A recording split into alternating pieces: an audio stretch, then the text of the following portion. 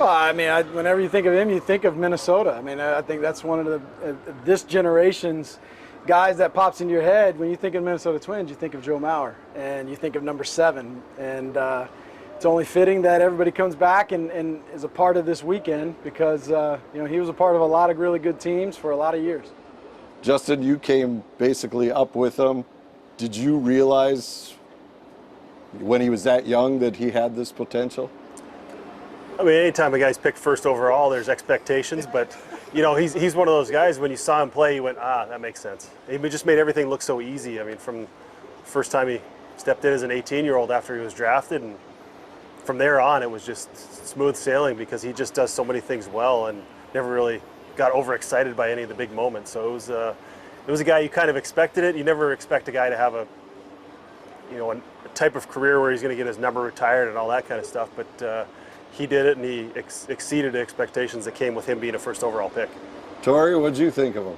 Man, when I first met him, I saw his ability, the way he the plate presence, the way he, went about his business. I thought it was his attitude that took him to the next level. His ability was there, but when you have an attitude like Joe, a guy who can be marketed in the hometown and grew up in his hometown and never had a blemish or any tarnish of his name. So when I first met him, I just saw his attitude and thought he had a great attitude, always wanted to learn and always got better every year. And so yeah, definitely, I think that this guy is warrant for him to have a chance to get in the Hall of Fame, Major League Hall of Fame, and this day is deserving. All right, you guys have been around him basically his entire career, right? Anybody ever hear him swear? Yeah. Yep. Yeah, we were up at his land, and it was spring, and I took his Tahoe and made ruts about that deep. It was the only time I ever seen him really get mad at me. Made ruts through his whole trail on his property, drove the Tahoe back covered in mud, and he looked at me. I unrolled the window, and he had a few words for me, and it was really the only time I've ever actually seen him mad at me. So it was good. Well, last thing for you, just doing this in his home state, under the spotlight. How amazing is that he was able to succeed and have this kind of success right blocks from his house? Tori? Well, sometimes it can be a lot of pressure playing at home with all your family members, friends, and teachers, and everybody watching, and you want to go out and perform at your highest potential every day.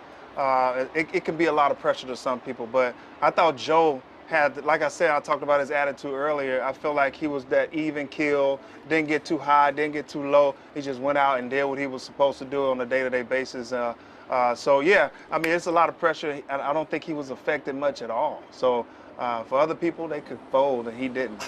Cuddy, same thing. Yeah, and to be able to deal with the distractions that come with knowing everybody in the stadium, or at least everybody in the stadium feel like they know him, whether it be ticket requests or requests to go talk here or sign here or speak there. He was able to handle it with flying colors, and that's part of the reason why today or this weekend is happening.